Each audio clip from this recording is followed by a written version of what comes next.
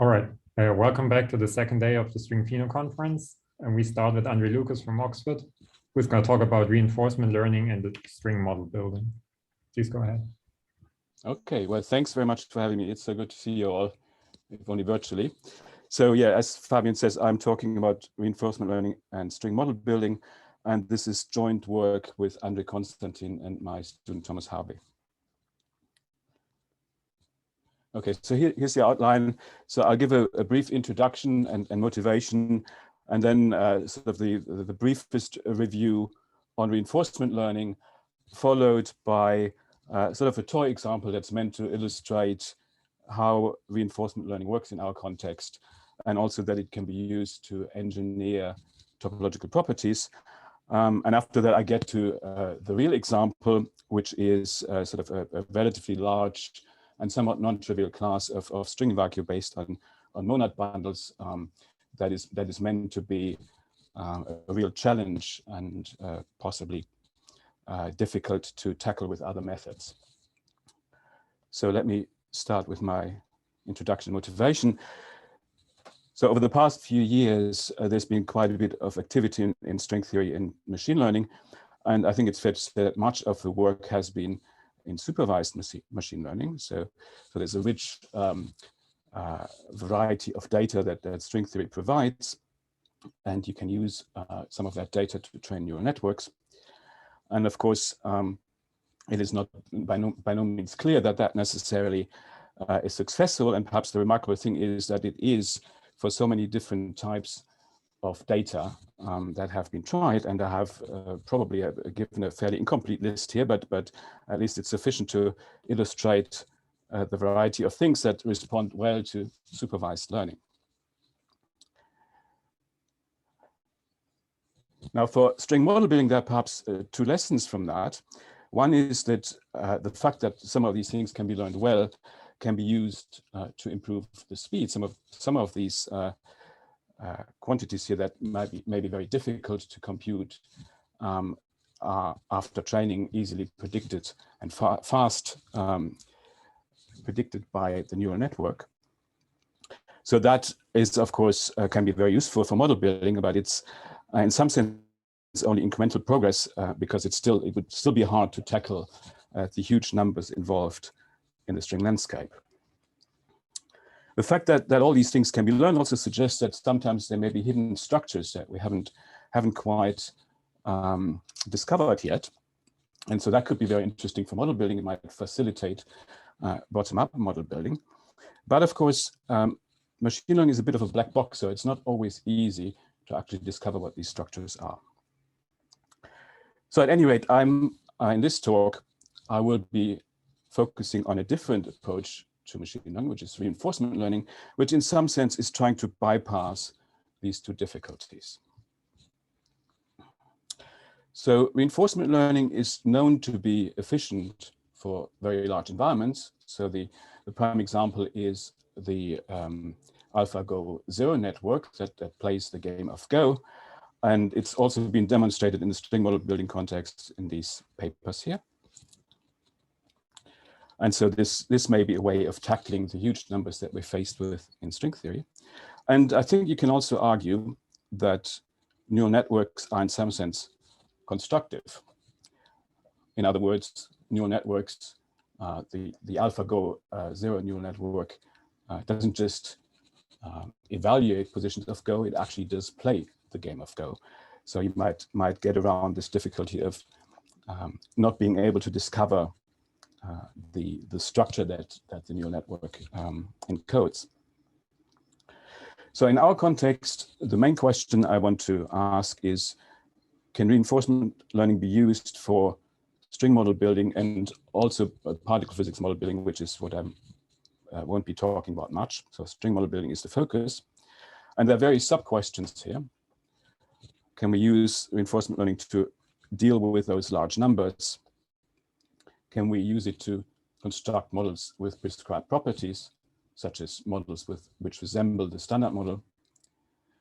And perhaps more ambitiously, can we discover from that model building strategies?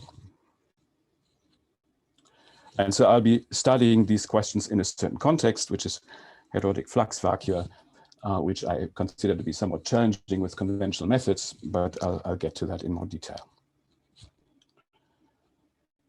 Okay, so let me talk a little bit about reinforcement learning, and I'll just be doing this in the form of a cartoon.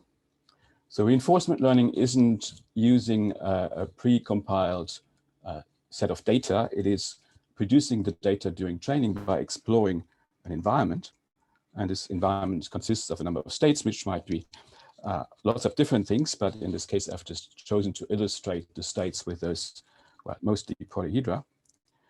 And there's a certain goal in exploring this environment, which in this case might be find the polyhedra with the most edges. And this environment is being explored by an agent who sort of goes around in the environment.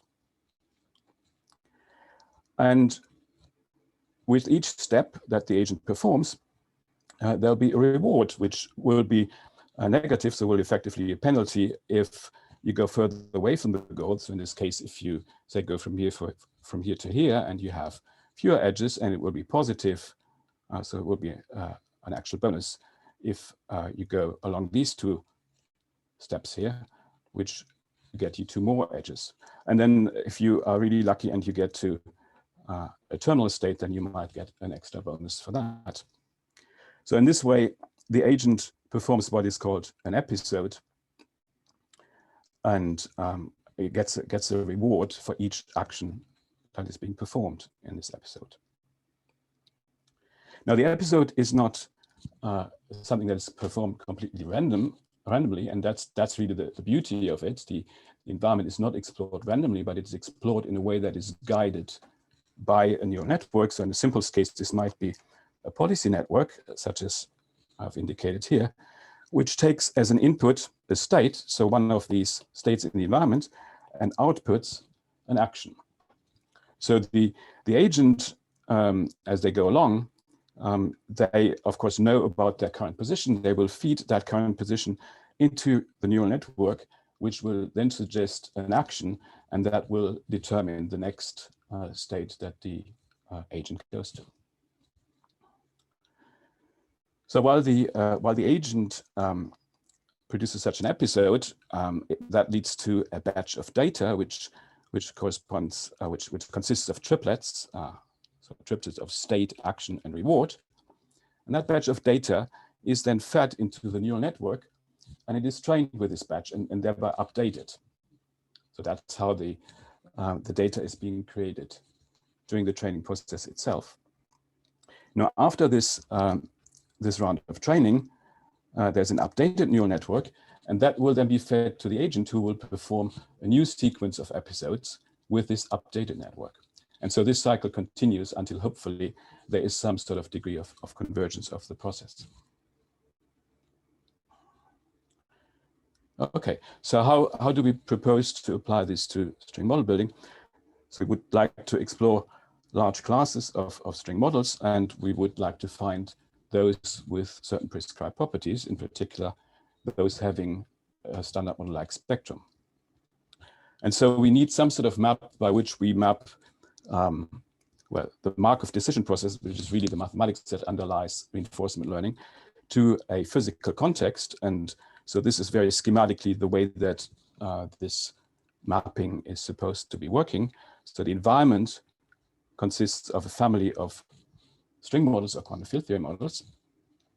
The states in the environment are the specific models. The action, so going from one state to the other, would amount to a small modification of a model to be specified, exactly what that means in given cases. And then there'll be a reward, which should be according to how closely you get to the desired properties that you've required. Now, we've carried this out actually for an example in quantum field theory, which is Froggatt-Nielsen type models of quark masses. So that's in this paper here with Thomas Harvey. And I'm not going to talk about this, but if you're interested, you can have a look at the paper.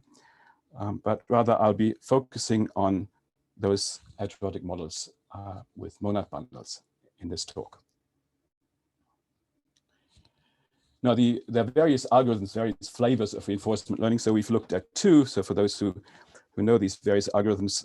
One is reinforced, which is sort of the simplest, and the other one is the actor-critic algorithm. So the reinforced corresponds to more or less the cartoon I've shown previously. The actor-critic is a bit more complicated, it involves two networks, but never mind. And we haven't used any of the packages that exist for these algorithms, just because we thought it was more fun to do it ourselves. So we realized those as packages in Mathematica. Okay, so let me just illustrate that with a very simple example, which is not really a terribly serious example yet, but just there to show you how you might apply this. So this has to do with line bundles on Calabi-Yau manifolds.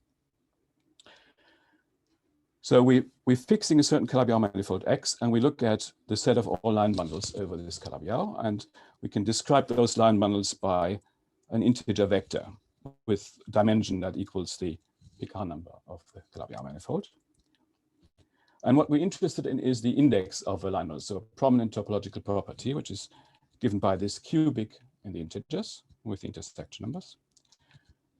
And what we would like to ask is whether we can train the reinforcement system in a way that would allow us to construct line bundles with a given target index. So we're looking for all line bundles that have a given index. So that's the goal of our reinforcement learning. So here's the corresponding mapping, now a bit more specific. So the environment now consists of all these line bundles, so more specifically of all these integer vectors. So a state in the environment is one of these integer vectors. And as an action, we just take a small modification of this integer vector, which amounts to adding or subtracting 1 from one of its entries, but leaving the other entries unchanged. And there is a certain hyperparameter here, which is the discount factor, for those who know, which we take to be very close to 1. And the reward in this game is determined by what we call the value of a state, which in this case is just measuring the difference of the index of the state from the intended target index. And the reward is then computed in terms of the change of this value as you go from one state to the next. So here's an example. So because we want, this is illustrative, we want to do this for a low dimensional example. So we take an example with Picard number 2, meaning that the state space consists of two-dimensional integer vectors, and we'll just sort of arbitrarily take the target index to be 18. Okay, so here is what we find during training. So this is the loss, which goes to 0 as it should, and the really spectacular graph is this one in here, which measures the fraction of those episodes which end in terminal states. So terminal states in this case being states with the correct target index. And as you can see, this very rapidly goes to 1. So after a very short training period, every one of these episodes ends in a line bundle with the correct index. And then here, this graph shows the average length of an episode. I'm sorry. This graph shows the average length of an episode, which starts at about, well, something like 15 and then drops down to about 5. So these terminal states there are reached within an average of about 5 steps, or 6 steps perhaps. And it turns out that all the terminal states, all the line bundles with the right index have already been found during training. And just to illustrate what that actually means, here is a picture of this environment, which is really the reason for doing this simple case. So this is just K1 and K2, the two line bundle integers, and the black dots are the line bundles with the correct target index 18. And then if you take the trained network and you just start with some sort of random state, which is the pink dot here, somewhere in the environment, and you then perform an episode with the trained network, it will guide you very quickly and efficiently to a nearby terminal state with the correct with the right target index. And in fact, all of these various terminal states, all of the black dots can be obtained depending on where you start. This is illustrated in this plot here, which sort of shows in different colors the various basins of attraction of the various terminal states. Okay, so that was the illustrative example, but now to the actual example, which I consider the challenging one, which is string models, adroitic string models based on monads. So how large are the environments I'll be talking about there? So again, as before, we're fixing a certain Calabi-Yau manifold with a certain Picard number H. And we're looking at the set of all bundles V with a fixed rank over it.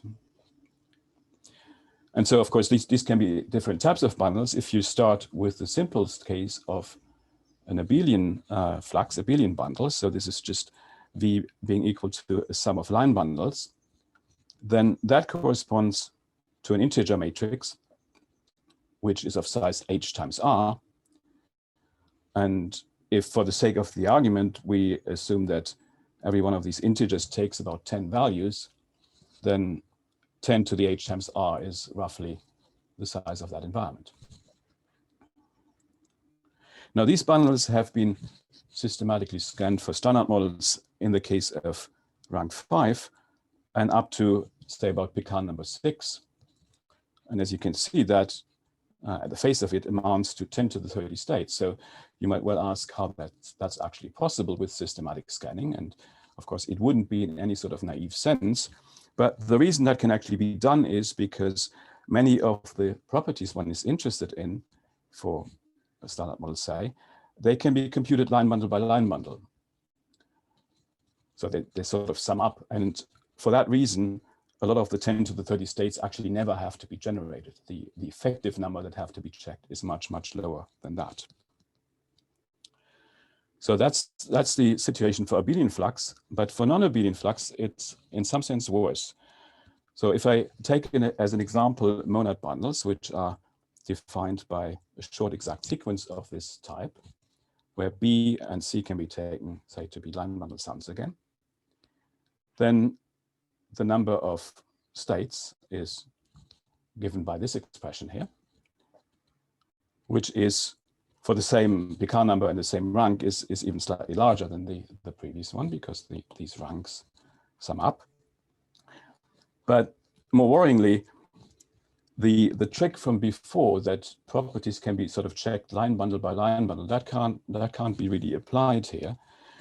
The properties of the bundle B, which tell you whether it's a desired model or not, they cannot really be inferred from any single line bundle or any particular subset of line bundles here.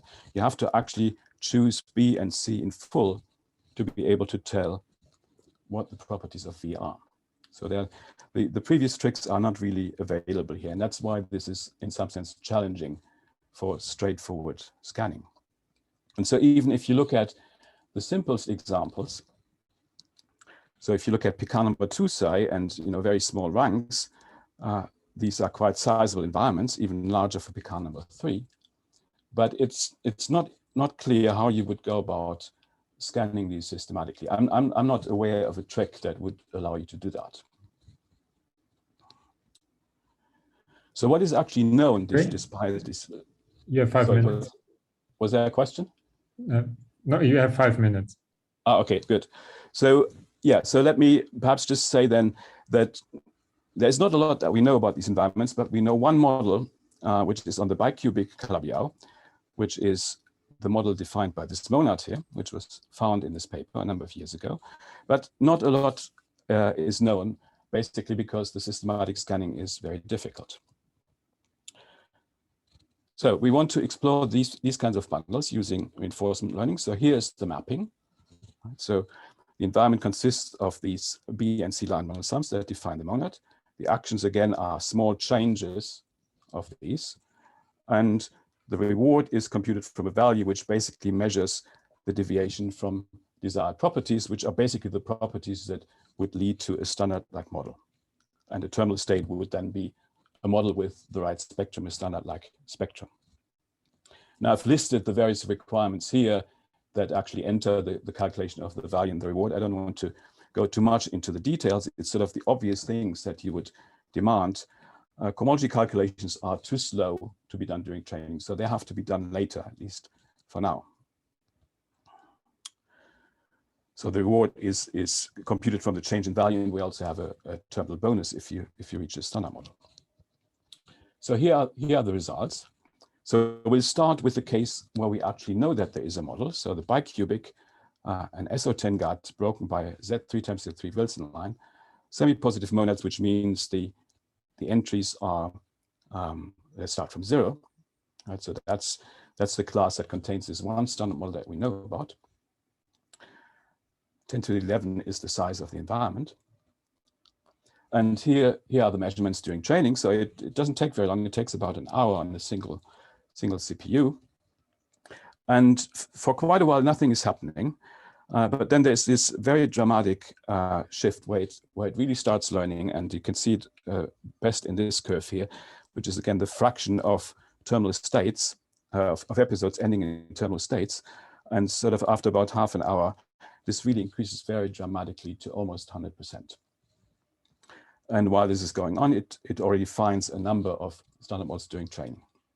So you get very excited because this number of models goes up to 36 when you only knew about 1. But unfortunately, this is just the single standard model that we know about, plus its permutations. So when you look at the trained network, first of all, I think it's important to point out that it's only based on a very small sample of the environment.